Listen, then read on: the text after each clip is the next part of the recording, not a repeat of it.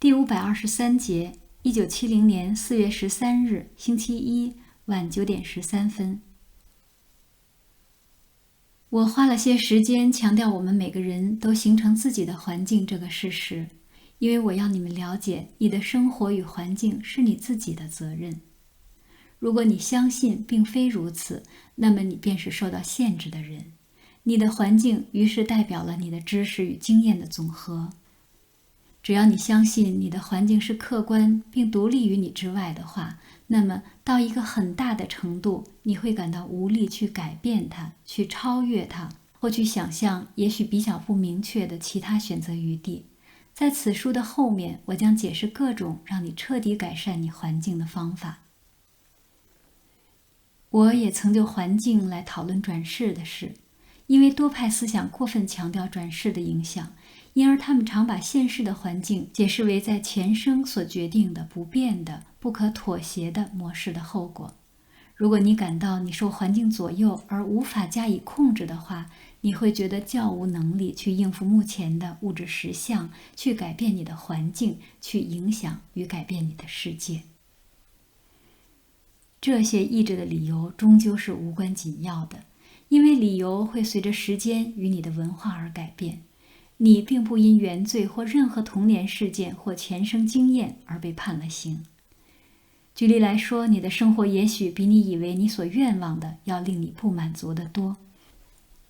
当你希望你是更伟大时，也许你是更渺小，但你的心灵上并没被原罪或弗洛伊德的婴儿症候群或前生影响的阴影所笼罩。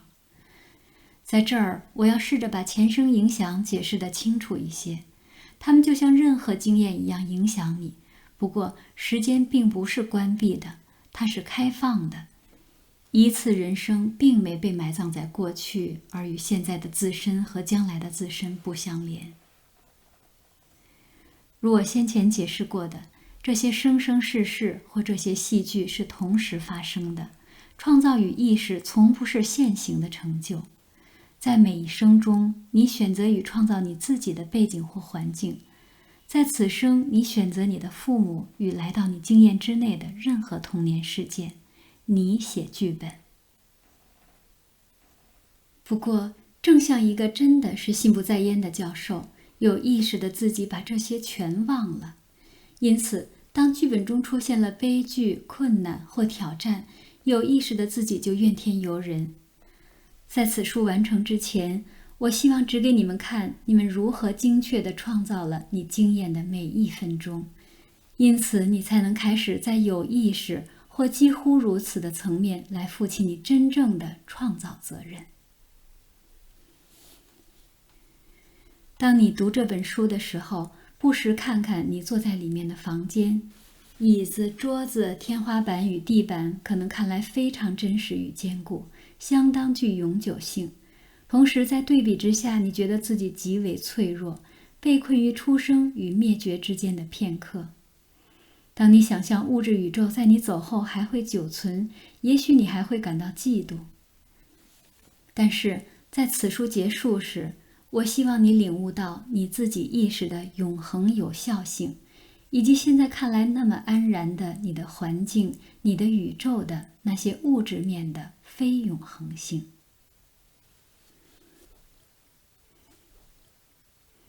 第5章：思想如何形成物质。交汇点。在你读本页上的字时，你悟到你在接受的资料并不属于字句本身。印刷出来的文字并不包含资料，而是转达资料。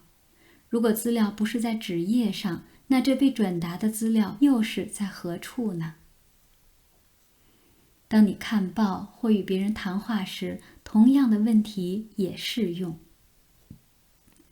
你们实际的字句转达资料、情感或思想，但显然思想或情感与字句并非同一样东西。纸上的字是象征符号，而你们同意与它们相连的种种意义。想都不想的，你们把以下事实视为当然：象征符号并非实相，而字句也不是他们试图转达的资料或思想。现在，同样的，我告诉你，物体也是象征符号，像字句一样传达一个实相的意义。真正的资料并不在物体内，就像思想也不在字句内。字句是表达的方法，同样的，实质物体也是另一种表达媒介。你习惯于你借语言直接表达自己这个概念，你能听见你自己说出它，你能感觉你喉头的肌肉在动，而如果你有觉察力，你能感知在你自己体内的众多反应，那些伴随着你言语的所有的活动。物体是另一种表达的结果，你的确像创造字句一样的创造了它们。我不是指你光用手或由制造过程来创造它们，我是说物体是你们人类进化的自然副产品，就像字句一样。但是审查一下你对你自己的言语的知识，虽然你听到字句，并且认出它们的适当性，虽然它们也许多少接近你想表达的感觉，它们却并非你的感觉。在你的思想与你对它的表达之间，必然有一些缝隙。当你领悟，在你开始说一句话时，你自己都不很知道你将如何结束它，或甚至你如何形成字句时，语言的熟悉性开始消失。你自己并不有意识地知道你如何操纵庞大的符号金字塔，由其中选出恰如你所需的那些字眼来表达某一个想法。就那件事而言，你甚至不知你是如何思想的。你不知你是如何把这页上的这些符号转移为思想，然后筑基起来，或把它们变成为你自己所有。既然在意识的层面上，正常语言的结构极少为你所知，那么你同样的对你所做的更复杂的工作，就如经常的创造你的物质环境作为一个沟通与表达的方法，也不知觉就不足为奇了。只有由这个观点，物质的真实本质才能被了解。只有由理解这种思想与欲望的经常转译的本质，并没译为字句，而是成为物体，你才能领会你是真正超越情况、时间与环境的。我很高兴这章起头起得好，因为我想我发现了一个比喻，一个能把读者由物质形象的人造束缚中解放出来的真实比喻。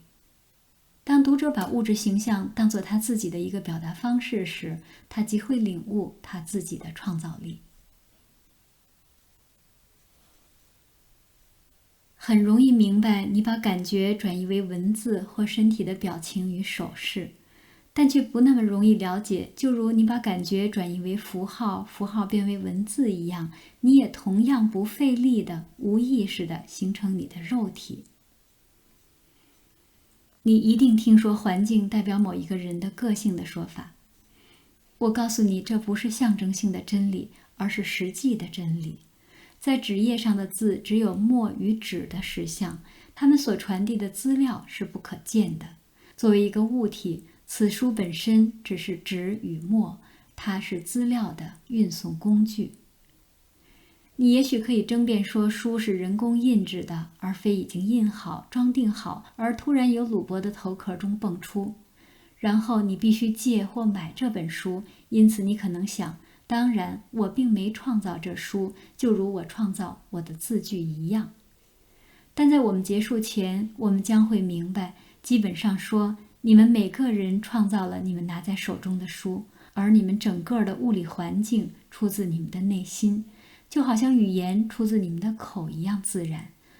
而就好像人形成他自己的呼吸一样，他也同样不自觉的、同样自动的形成物体。